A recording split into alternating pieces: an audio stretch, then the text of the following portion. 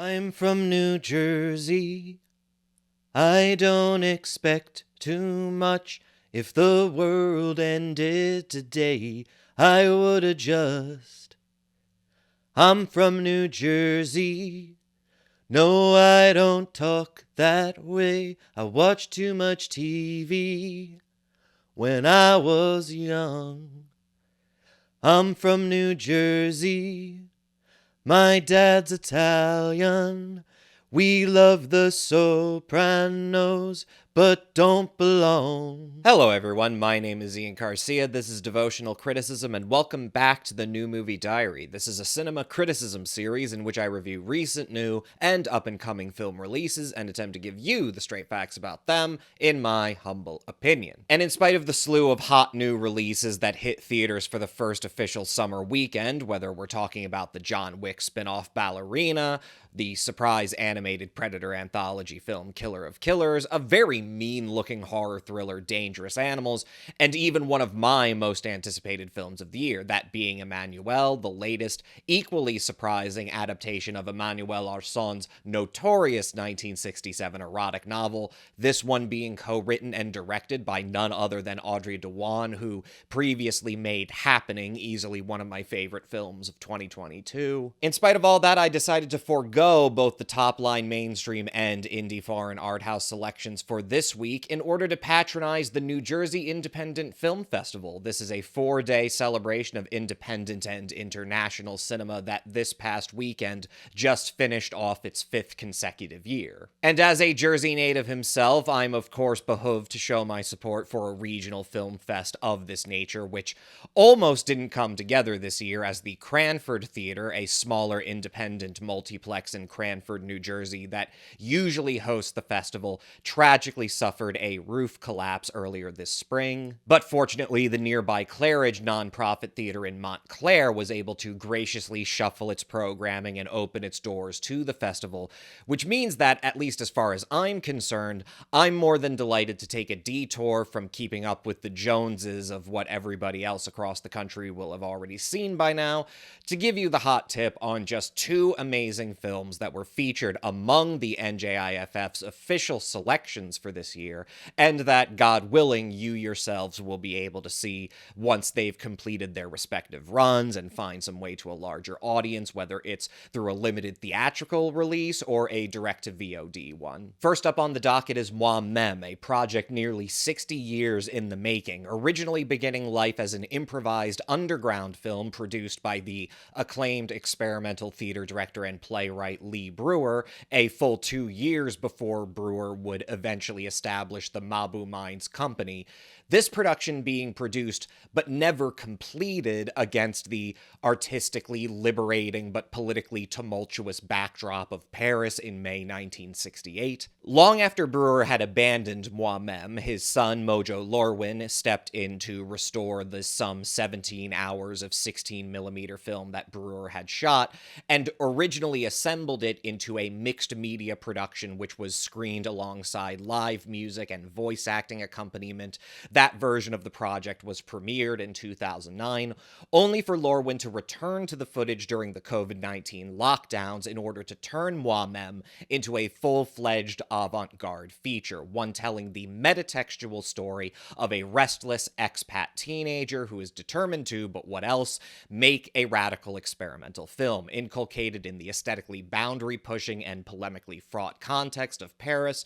during one of the most pivotal social uprisings in continental European history. Except that the completed moi-meme, besides the inherent fascination engendered by its production history, the vast swath of time between when the footage elements were shot and Lorwin has decided to fashion it into a complete work, itself becomes a study in sublime irony. Brewer's footage is certainly of its time, steeped in the stylistic idioms of a period in which underground American artists were increasingly drawing upon the inspiration of European New Wave filmmakers, as well as the endemic underground and avant-garde movements in American popular art that had prevailed for over a decade at that point. And in compiling this footage into a completed film, Lorwyn demonstrates himself to be an exceptional student of that film history. Indeed, Lorwyn's approximation of the underground, experimental avant-garde cinema of this era is so precise that by the climax, when Lorwyn begins making more radical decisions of his own in terms of pulling back the curtain to reveal his own present-day creative process, including the process of dubbing the film's dialogue with present-day actors, it almost comes off as a confession of the mere illusion of historical authenticity, and almost makes moi-meme all the more impressive as an impression of past styles, as if Lorwyn has to confess in order to break the spell of his own production. And yet, for anyone familiar with the films of that period, especially in continental Europe, moi-meme becomes additionally weighted with a sense of irony. Lorwyn's new script for the film is littered with ironic allusions to the history of experimental and avant-garde cinema, such as when a producer of the protagonist's film within a film insists that his production must have nudity in order to offend the bourgeoisie, a clear reference to the apocryphal accounts of Luis Buñuel and Salvador Dali's own attempts to offend polite French upper-class sensibilities with their 1929 surrealist short Un Chien Andalou, only for that film to be embraced by the very public they were seeking to offend. There's also a notable scene nearing the finale of the film's second half in which a producer tells the young boy trying to make a film within a film that his work will be hard to market because it doesn't really have a story. And yet, what Lorwyn's assemblage of moi-meme betrays more than anything is that despite the improvised nature of his father, Lee Brewer's production of this film, there is a very clear and even rather rigid and derivative narrative structure to it, one that, as more and more of this footage comes together, in spirit if not in aesthetic presentation, increasingly elides the notion that moi-meme itself is a particularly radical work at all, whether in terms of its formal presentation, its narrative preoccupations, or its politics. Moi-meme certainly alludes to preceding and contemporary experimental, surrealist, and avant-garde cinema. But as the film goes on, it increasingly feels as though these similarities are rather surface level, down to the natural osmosis of how contemporary styles influence each other, as well as to Lorwyn's own rewriting and post-production, exactingly finding the mold into which his father's production would fit. Brewer may have been improvising his production against the artistic and political uprising of Paris, May 1968, but moi-meme itself is definitively something of a very American and a not too particularly revolutionary imagination. It's the story of a young man, a strident individual who forges on in pursuit of his vision, co-opting useful foils and bending the rules to get what he thinks he wants, only to reckon with the disillusionment of being perceived as a sellout who is resigned to immersion in the very consumer establishment he only half-heartedly positions himself against. As such, the political substance of the time in which Brewer was shooting this film almost seems to roll off him, taken for granted as just sort of environmental, and with the same kind of pessimism that was becoming such a hallmark of how American filmmakers increasingly treated subjects of political and social unrest in the United States, again, as background, as costume, as patina, rather than as something with a substance, rather than as a subject unto itself.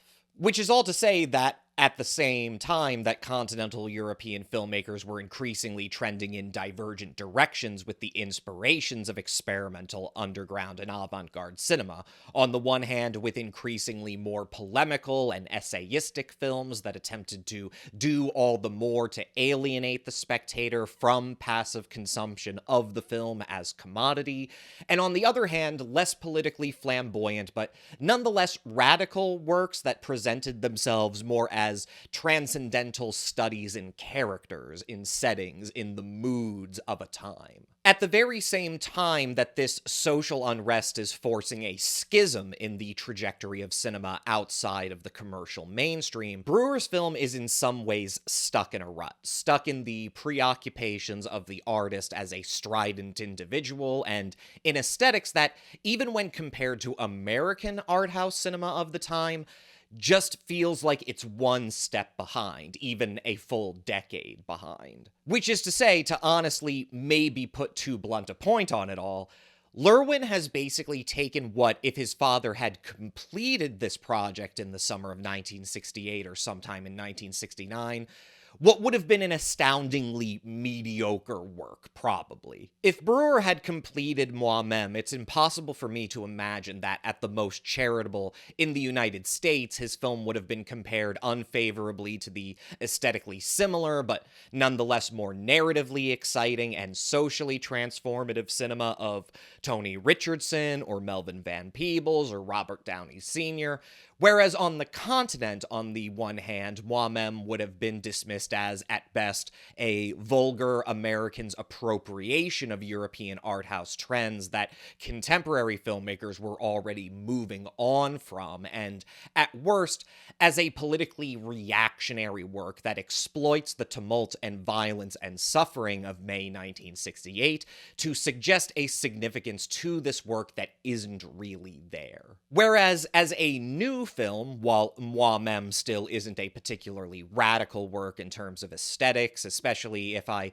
may compare and contrast it to similar recent works of found media, such as Aristoteles Maracos' The Timekeepers of Eternity or Leandro Listorti's La Película Infinita, Lorwin's now posthumous collaboration with his father yields a work of sublime irony that, while it at the same time pays homage to his father's creative legacy, as well as the legacy of international art house cinema in general, it also finds itself so much more appropriately timed to an international moment in which the film's narrative of a strident individual trying to buck the system only to find himself consumed by it finds itself all the more eerily appropriate to a period of nearly universal pessimism with regards to the future of not just art, but of politics, where it seems like every year there are at least 50 pivotal May 1968-esque moments that all just sort of slide off the veneer of an era that seems to only all the more reflexively look to the past, not for a solution,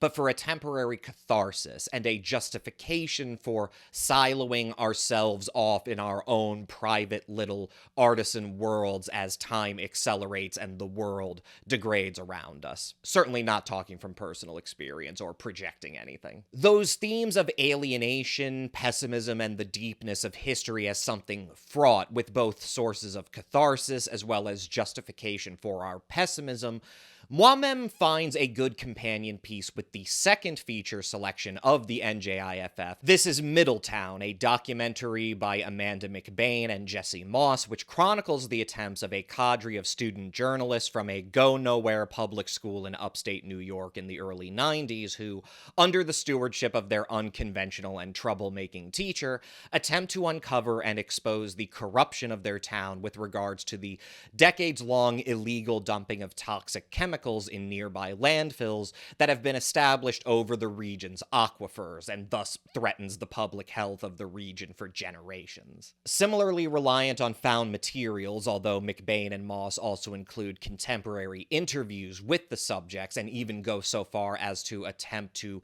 reconstruct the now defunct media production classroom that the subjects used as a studio soundstage, Middletown becomes a generation-spanning saga that turns out to be just as inspiring as it is deeply depressing. I don't want to give too much away, and frankly, I don't have as much to say about this much more straightforward documentary other than to encourage my audience to keep an eye out for it in the forthcoming years when more people are able to see it. But I will go so far as to say that what ties this film together is something that the teacher himself, Fred Essex, says in terms of how he defines the idea of democracy and how he attempted to teach his students through action rather than through mere study and research. Which is to say that Essex frames the concept of democracy as a Sisyphean struggle. We know that democracy is, in many ways, a civic religion, and illusion, and opium for the masses, who are too exhausted and consumed in pursuing their own lives to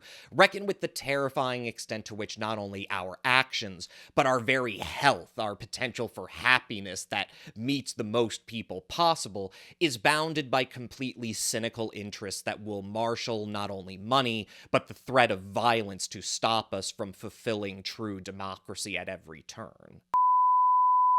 Therefore, as E6 puts it, the importance of teaching new generations about democracy, about civic engagement, is really a more philosophically complicated notion of encouraging them to behave as if democracy is possible or attainable, even when everything in our lives tells us that it's not. Middletown is certainly an excellently made film simply as a production, and the subject is certainly fascinating, the narrative consistently engaging. But what puts it a cut above the average agitprop vehicle, including many of co-creators Amanda McBain and Jesse Moss's own past documentary productions, what ties it all together is simply that inspired line from E6 as a rule, continually to educate, even to these far more experienced media professionals, continuing to inspire them with this work just as much as he inspired his amateur students. This is an inspiring documentary work because it doesn't simply wrap everything up with a butterscotch-esque rallying cry of,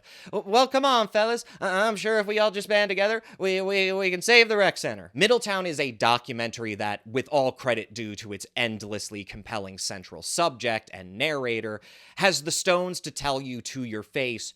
no, it's true, this might all be futile, this might all be for nothing, except it's still worth doing, it's still worth fighting, it's still worth taking risks and putting your skin in the game, because no matter how many times you're deferred, derailed, deterred, and demoralized, the fight itself is what makes you stronger. It's the fight itself, not the victory, that makes not just these things worth fighting for, but life worth living. With that inspired, thematically appropriate, and creatively impressive double feature, I'm going to put in one more final plug for my audience to keep your ears low to the ground for the soonest opportunity to see both of these films, however they become available, and to once again shout out the New Jersey Independent Film Festival for their programming, proving, just like so many independent regional film festivals often do, that you absolutely do not need to be some metropolitan epicenter